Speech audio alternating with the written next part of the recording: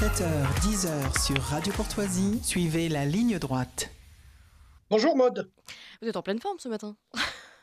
Ah oui, là je viens d'écouter votre invitée là, sur la première circo de Paris. Ouais. Elle aura affaire à l'avocat des soulèvements de la Eh Terre oui. qui est tellement courageux qu'il se présente sur la première circo de Paris. Il n'est même pas capable d'aller dans le Loiret Exactement. où il y a plus d'hommes. Et ben voilà, on en parlait justement tout à l'heure. Vous pourrez même réécouter Voilà, un l'entretien. éco-terroriste. Alors vous vouliez revenir en revanche sur, on reste un peu dans le thème, le programme du Front Populaire anti-ruralité. Eh oui, eh oui, eh oui. Et je vais vous expliquer. Alors, j'ai fait ça la semaine dernière. Je me suis fait insulter sur YouTube, comme d'habitude, Ça parce que change. certains sont un peu fragiles Ouais. et ils ne comprennent pas. Si vous voulez, le programme du Front Populaire, c'est un peu le cheval de Troie des associations antispécistes et animalistes qui sont derrière ce Front Populaire. Mm. Je veux parler de L214, je veux parler de Greenpeace, je veux parler de toutes ces associations qui poussent derrière le Front Populaire pour mettre à mal notre ruralité. J'en veux pour deux exemples. Par exemple, pour la chasse. La chasse, le programme du Front Populaire, c'est d'interdire la chasse les dimanches et les vacances scolaires. Ouais. Sauf que pour interdire quelque chose, globalement, entièrement, vous ne pouvez pas l'avancer comme cela. Vous êtes obligé de faire des petits pas. Donc, on commence à proposer une interdiction le samedi, le dimanche et les vacances scolaires pour mieux ensuite interdire totalement, puisque quand on aura divisé les chasseurs, quand on aura mis la problématique et que les chasseurs ne pourront pas y répondre, nous aurons toute la facilité avec ce Front Populaire qui veut la mort de la chasse, de faire abandonner la chasse. Alors la chasse, c'est 4 milliards d'euros pour 1 million de chasseurs qui rentrent dans les caisses de l'État. 4 milliards ouais. d'euros. Alors, j'ai mon copain Guillaume Calu, qui est un biologiste de formation et qui est un professeur en sciences naturelles, en écologie, en environnement, avait travaillé sur le fait que si on privatisait la chasse, c'est-à-dire si on interdit la chasse, mais il faut bien entendu réguler les animaux pour éviter la surabondance, pour éviter les maladies, pour éviter les collisions routières et ainsi de suite. Mm. Donc lui, il s'est penché par rapport au canton de Genève, ce que ça a coûté, et il l'a transposé à la France. Donc il faudrait, pour le Front Populaire, engager 48 000 gardes assermentés. 48 000 gardes assermentés. Ensuite, ça coûterait par an environ 5 milliards. Et vous rajoutez à cela entre 90 et 100 milliards de coûts sociaux pour ces gens qui seraient en CDD ou en CDI.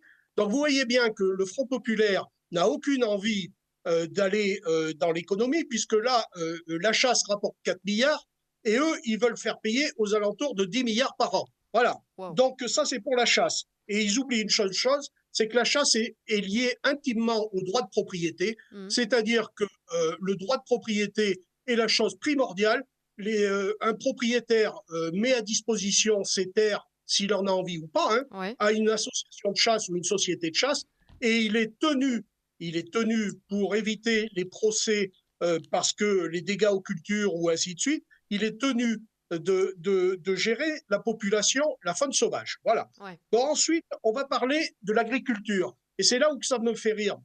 Parce que l'agriculture, si vous voulez, vous avez Greenpeace, vous avez L214. L214 a touché plus de 4 millions d'euros par un financier américain, Ouais. Open Philanthropy Project. Et c'est pas certainement pas pour ses beaux yeux à Madame Gauthier, si elle en avait d'ailleurs.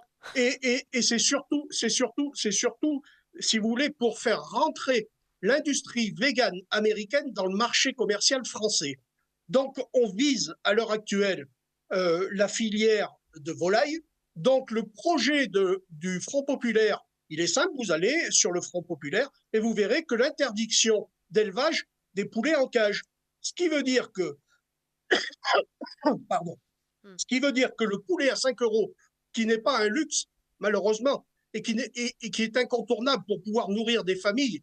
Moi, j'achète mon poulet, il me coûte 22 euros. Je vais à 200 mètres à côté de chez moi, il me coûte 22 euros. Mais je comprends bien qu'il y ait des gens qui ne puissent pas mettre 22 euros pour manger de la viande blanche. Donc, ils mettent 5 euros. Et ces 5 euros-là, vous les avez dans les élevages en cage, bien entendu. Alors, ce n'est pas la panacée, c'est certain, je veux bien le reconnaître. Mais d'un autre côté, c'est un impératif pour pouvoir se nourrir. Et le problème du Front populaire, c'est que le Front populaire est d'abord un parti urbain qui est destiné aux quartiers sensibles, avec une population qui n'a rien à voir avec les interrogations et les problèmes de la ruralité. Et nous avons devant nous des gens qui veulent interdire l'élevage, parce que si vous regardez le programme d'Aymeric Caron, de son parti Rêve, c'est une folie douce. C'est interdire l'élevage de la viande. C'est interdire la chasse, la pêche, c'est interdire les zoos, c'est interdire les cirques avec animaux sauvages et domestiques. Et donc, Ouais. si vous voulez, tous ces gens-là vont demander, bien entendu, s'ils devaient passer au pouvoir, vont demander des contreparties. Et bien entendu, quand vous regardez le discours des écologistes qui ont été depuis des années et des années anti-élevage, rappelons-nous quand ils disent le P de la vache fait Oui. du gaz à effet de serre et ainsi de suite, hein, et pendant ce temps-là, ils vont en vacances aux Canaries Mm. par avion. Mais si vous voulez, tout cela, ça fait partie d'un tenant et d'un aboutissant. C'est qu'on est en train de vouloir tuer la ruralité parce que le Front populaire n'a aucune implantation en ruralité. Ça ne l'intéresse pas, la ruralité. Et pour faire plaisir à ces associations comme Greenpeace, comme L214, il faut menacer et il faut tuer nos filières d'élevage, il faut tuer notre monde paysan, il faut tuer également nos traditions comme les corridas. Hein. Moi, je n'ai jamais été à une seule corrida, je ne sais pas ce que c'est, mais par contre, je respecte totalement l'histoire de la corrida, je respecte ce que les gens, les aficionados font, parce que Mm. j'estime que je n'ai pas la connaissance de ce monde-là, mais il faut absolument respecter ces histoires de la terre, il faut respecter tous ces gens-là, et demain, les courses de vachettes camarguaises, qui ne sont pas mortelles, bien entendu, Oui, bien sûr. seront interdites. Donc nous aurons plus rien. Hein, nous n'aurons plus rien dans nos territoires ruraux. Donc on est en train de mettre à mal notre ruralité. Il faut absolument faire front contre ce front populaire. Il faut absolument les éviter de prendre le pouvoir. Et si par malheur ça devenait ce qu'ils aspirent, Mm. nous nous retrouverions avec une ruralité qui serait totalement condamnés et totalement désertés ensuite parce que ces gens-là n'aiment pas la campagne, n'aiment pas les vaches, n'aiment rien. Mm. Ce sont des adorateurs de l'antisémitisme, c'est tout, et il faut y arrêter là. Je pense que Merci Pascal. la prise de conscience doit être impérative. Merci beaucoup Pascal pour cette chronique, pour ce coup de gueule qui est bien passé. Bah écoutez, on vous retrouve la semaine prochaine pour un prochain coup de gueule, hein, je pense. Merci beaucoup Pascal Pointu.